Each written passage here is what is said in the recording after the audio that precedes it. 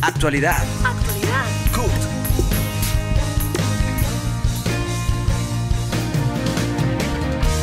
Actualidad. CUT. Actualidad. CUT.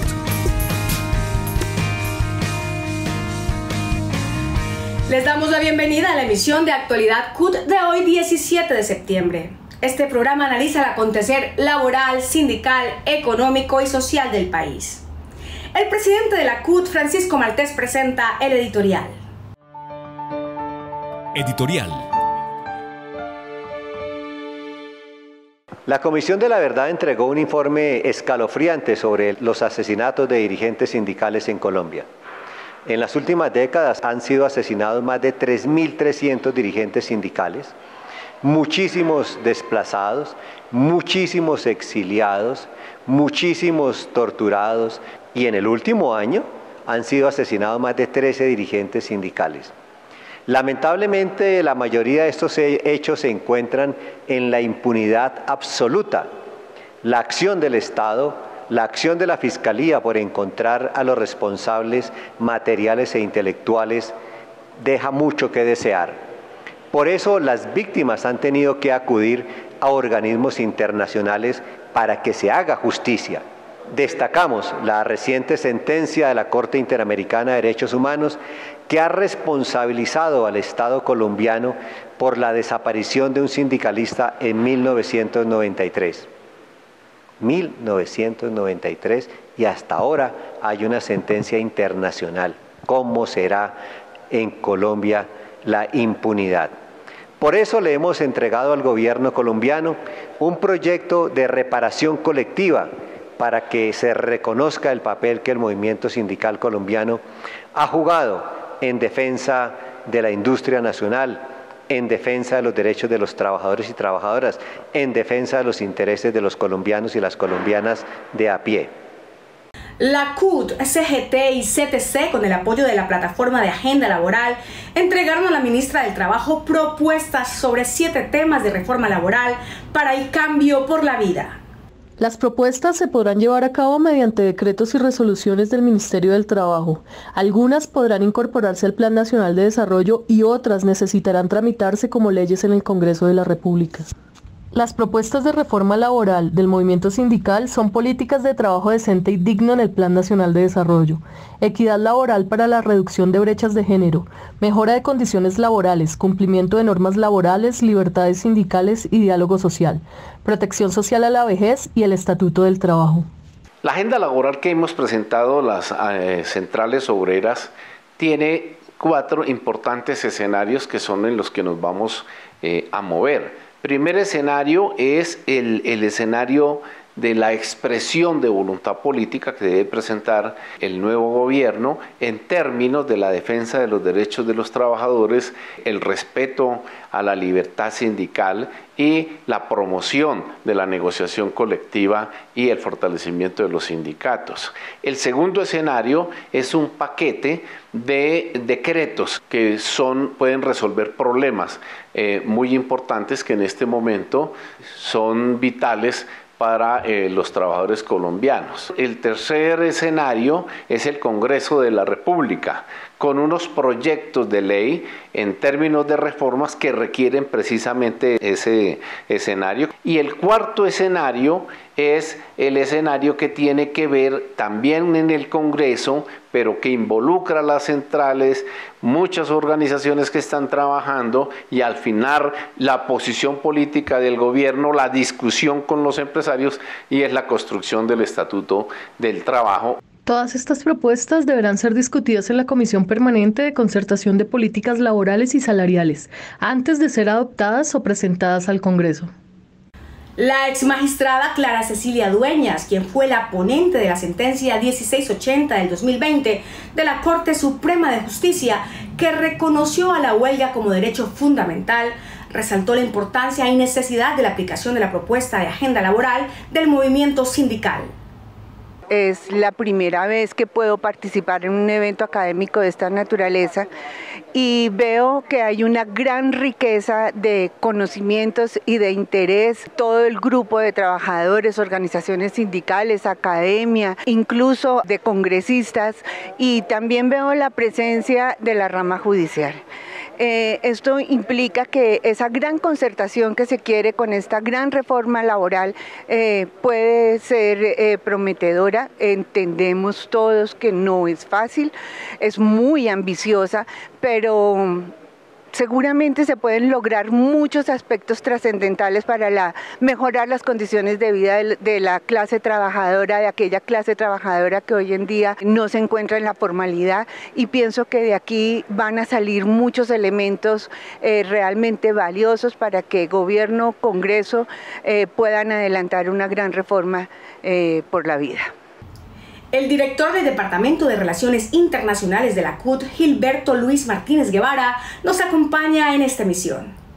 La Central Unitaria de Trabajadores de Colombia, CUT, y su Departamento de Relaciones Internacionales le han solicitado al gobierno democrático y progresista de Gustavo Petro, a través de la ministra del Trabajo, Gloria Inés Ramírez, que los informes que presente a los órganos de control de la OIT, al Comité de Trabajo, Empleo y Asuntos Sociales de la OCDE, a la Unión Europea y al Departamento de Trabajo de los Estados Unidos y Canadá sean lo más reales y objetivos del cumplimiento de dichas recomendaciones, con el fin de que se evalúe realmente si Colombia viene cumpliendo o no con dichas recomendaciones. Nosotros, dentro de la autonomía e independencia, vamos a seguir vigilantes del cumplimiento de estas recomendaciones, pero además de eso vamos a exigir de manera directa al presidente Gustavo Petro se revisen los tratados de libre comercio que ha firmado Colombia con cláusulas laborales. Dos sectores importantes de la producción nacional, el cafetero y el papero, atraviesan una profunda crisis resultado de las políticas neoliberales y los TLC que han llevado a estos sectores a reducir la producción como resultado de los altos costos de importación de los insumos agrícolas. La situación que hoy enfrentamos los caficultores del país. Por un lado, y esta es la buena noticia, tenemos un precio positivo, favorable para los productores, quienes hoy en promedio reciben 2.500.000 pesos por carga de café de 125 kilogramos.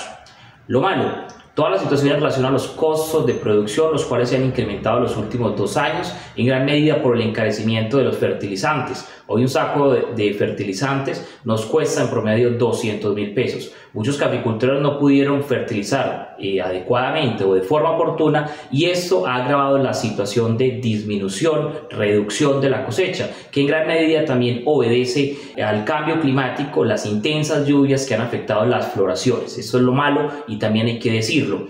Y por último tenemos la afectación a las empresas cafeteras, a las cooperativas y a las finanzas del Fondo Nacional del Café por la especulación y la inadecuada gestión del riesgo. La pregunta: ¿vendrá la distorsión de precios con instituciones cafeteras débiles y con un deterioro en las finanzas del Fondo Nacional del Café? Es la pregunta que nos hacemos los caficultores y que el gobierno y la alta dirigencia de la Federación Nacional de Cafeteros y ojalá el próximo Congreso Nacional Cafetero deberán responder. La situación actual de los campesinos paperos del país, déjenme decirles que estamos pasando por un mal momento. ¿Por qué? Porque el costo de los insumos está demasiado elevado. Hoy, cultivar una hectárea de tierra implica poner 32 o 33 millones de pesos para esa hectárea de tierra. Este elevado costo de los insumos ha hecho que los campesinos se retiren de su actividad económica.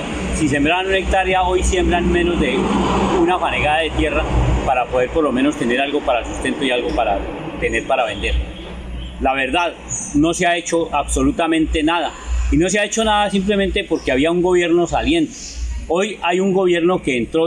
Quiero advertir que si esto no se hace nada en estos momentos, rápidamente, en el primer semestre del año 2023 vamos a tener una escasez más grande que la que hubo este año en el 2022. Por tanto, es un llamado al gobierno nacional, al Ministerio de Agricultura, que ojalá se siente con las bases campesinas o con los líderes campesinos para buscarle una solución al problema de los insumos que nos tiene agobiados como pequeños productores del país. Con la reapertura de la frontera entre Colombia y Venezuela, se restablecen las relaciones comerciales entre las dos naciones. La CUT ratifica el llamado a que, independientemente de la ideología política u orientación de los gobiernos, no se deberían cerrar las fronteras, puesto que esto trae múltiples afectaciones a las relaciones bilaterales en materia comercial, social y económica. Los presidentes de Colombia y Venezuela, Gustavo Petro y Nicolás Maduro, respectivamente, han anunciado la reapertura de la frontera y el restablecimiento de vuelos entre Bogotá y Caracas para finales de este mes. Colombia y Venezuela volverán a estar conectadas por tierra y por aire, después de 3 años de cierre por las discusiones políticas entre los gobiernos. El restablecimiento de las relaciones entre Colombia y Venezuela es una buena noticia para ambos países y ambos pueblos. Estas relaciones se interrumpieron porque los gobiernos anteriores, y particularmente el de Duque, colocaron por encima de los intereses nacionales razones ideológicas muy cuestionables. La relación entre los países no se rige por la naturaleza de los gobiernos que ejercen en cada país, sino por intereses de Estado, más allá de las razones ideológicas que haya y de las diferencias que haya entre diferentes gobiernos. Para la economía colombiana es una buena noticia porque en una época Colombia fue el principal destino de exportaciones agrarias e industriales y llegó a cifras multimillonarias, el segundo socio comercial, a veces el primero, de manufacturas y de productos agrícolas, y yo creo que el restablecimiento de los lazos comerciales normales es importante, además de que hay múltiples intereses de los colombianos en Venezuela y de los venezolanos en Colombia que deben ser atendidos más allá de las diferencias. Eso contribuirá positivamente al proceso de paz y contribuirá positivamente a la integración latinoamericana. Yo creo que así este proceso puede ser difícil, puede ser complejo y puede ser largo, pero es necesario abordarlo con toda la seriedad, sin interponer obstáculos secundarios. El Encuentro Nacional Mujeres Sindicalistas tuvo como objetivo avanzar hacia una ruta conjunta de incidencia para avanzar en políticas de justicia de género. El evento, que contó con la presencia de más de 100 participantes y al que asistieron representantes del Ministerio del Trabajo, congresistas y representantes de organizaciones nacionales e internacionales, tenía por objetivo conocer los principales hallazgos del informe de empalme en las agendas de género, con especial énfasis en los aspectos relacionados con economía del cuidado, autonomía económica y trabajo decente. Este evento es importante para empoderar a las mujeres, para darnos las herramientas para seguir luchando por la igualdad, por la paridad de género, por la desigualdad social. Dentro de la agenda laboral de las mujeres tenemos muchas reivindicaciones. Una es la reducción de la brecha salarial o la eliminación total de la brecha salarial entre hombres y mujeres. Tenemos ese reconocimiento a las labores de cuidado que generalmente realizamos las mujeres, que está en cabeza de las mujeres y que es un trabajo en el cual las mujeres toda la vida hemos aportado a ese capitalismo y que no ha sido reconocido, y es fundamental cerrar esas brechas y de igual manera tanto las brechas salariales a igual trabajo, igual de remuneración salarial. Se ha hecho un trabajo para preparar propuestas para el Plan Nacional de Desarrollo desde las mujeres sindicalistas que estamos de todo el territorio nacional y algunas pues de los sindicatos nacionales, que nos significa entender no solo cómo se plantea en el Plan Nacional de Desarrollo, sino cuáles serían las políticas, ejes y de impacto que transversalicen las mujeres como una población mayoritaria en este país, porque somos más del 50%, pero que a su vez genere transformaciones sociales para toda la población. El evento también buscaba construir una ruta de incidencia conjunta desde las mujeres de la CUT y para incidir en la constitución del Plan Nacional de Desarrollo y avanzar en la agenda laboral y sindical con perspectiva de género. Ligia Inés Alzate, directora del Departamento de Asuntos Jurídicos y Legislativos de la Central, habla en esta emisión de Actualidad CUT. Nuestra agenda laboral hoy de teletrabajo, trabajo en casa, porque el trabajo vino a quedarse por estos medios.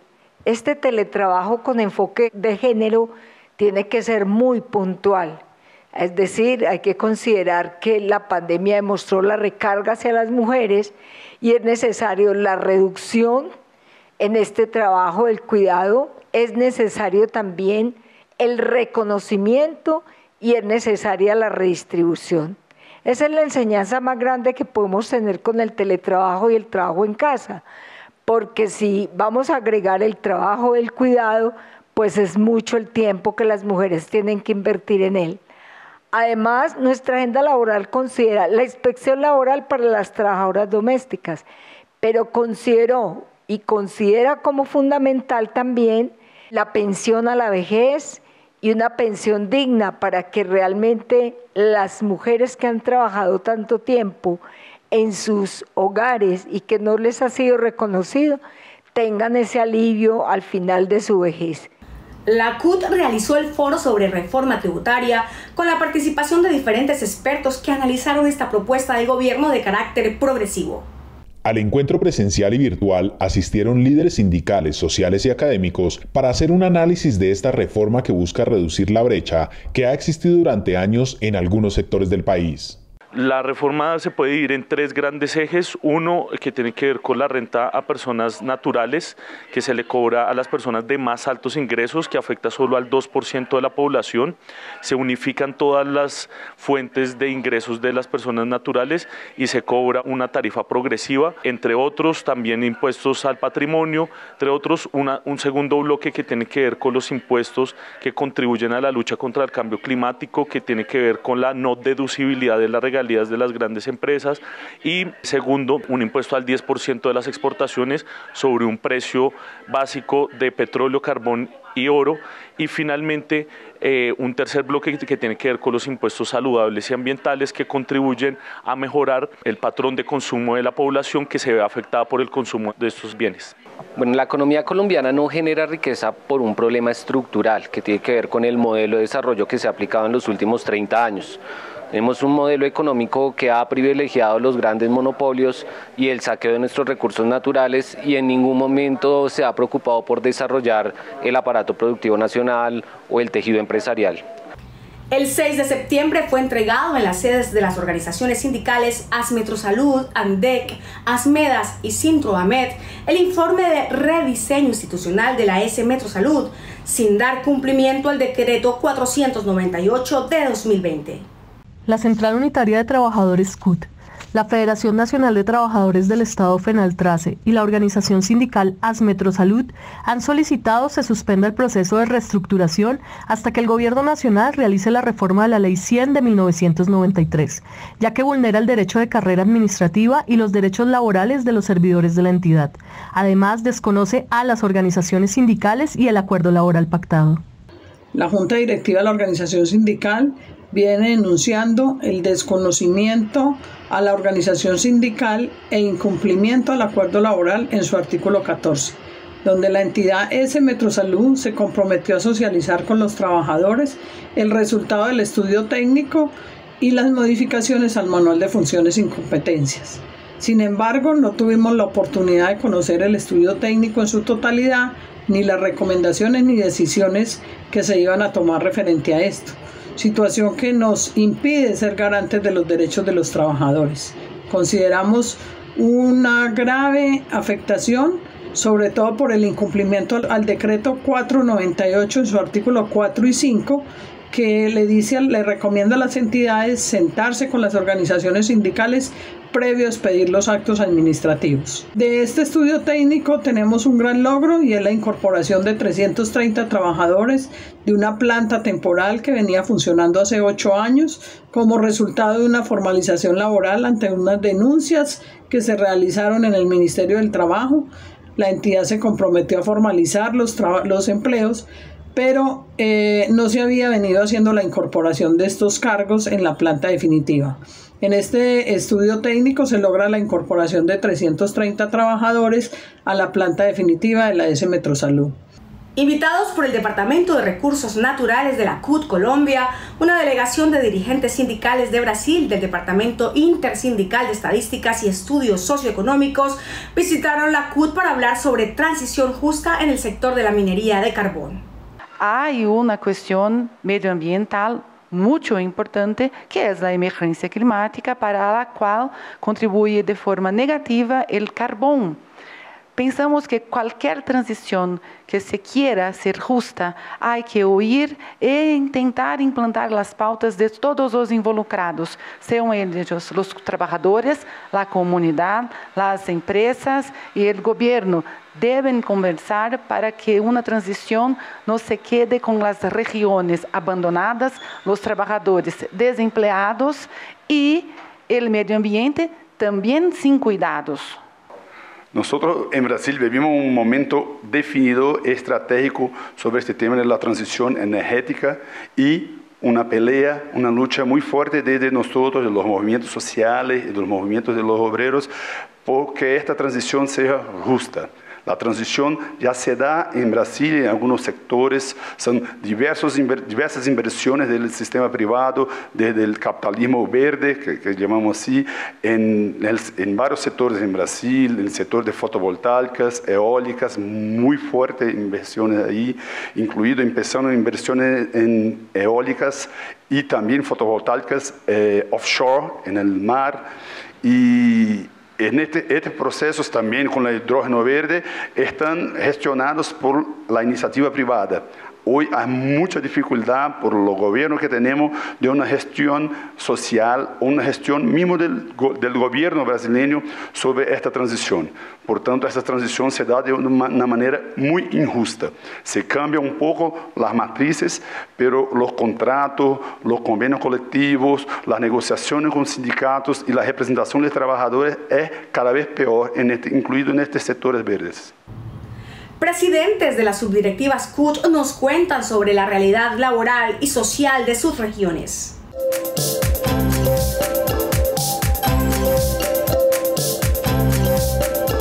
El departamento de Cesar, en este momento, pues venimos de una masacre laboral en Prodeco.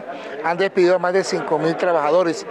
Pero esto lo han tomado como referencia de otras empresas como Clarins, y a través del Ministerio de Trabajo están solicitando la suspensión de contratos y despidos masivos. Es una situación bastante compleja en nuestro departamento. Somos el departamento donde tenemos el alto índice de empleo, y aparte de esto, la canasta familiar en este momento está sobre el 14%, situación que es bastante compleja. Esperamos que a través de este gobierno podamos nosotros conseguir mejoras para este departamento.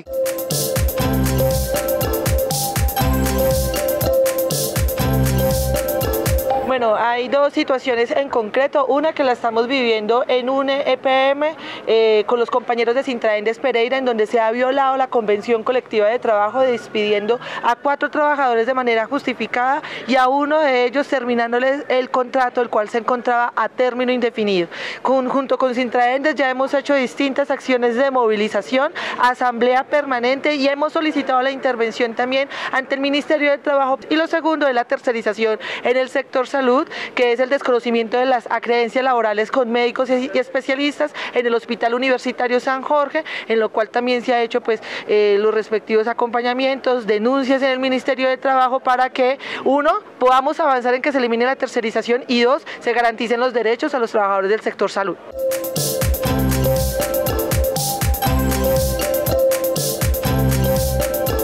Bueno, en Sucre la situación se ha vuelto precaria, el desempleo llega prácticamente a más del 40% y la informalidad que está en un 70%.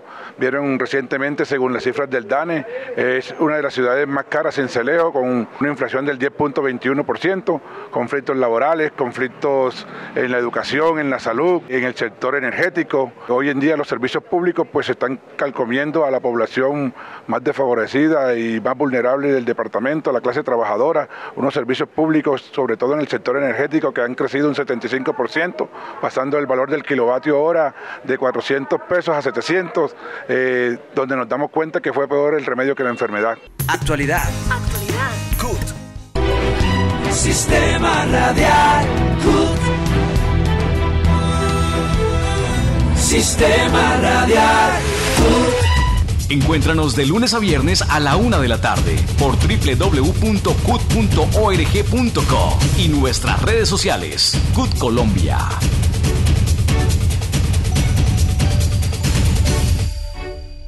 Hemos llegado al final de esta emisión. Les agradecemos por acompañarnos y los invitamos a seguirnos en nuestras redes sociales, donde nos encuentran como CUT Colombia. No olviden escucharnos en el Sistema Radial CUT por www.cut.org.co. Los esperamos el próximo sábado en Actualidad CUT, el programa de los trabajadores colombianos.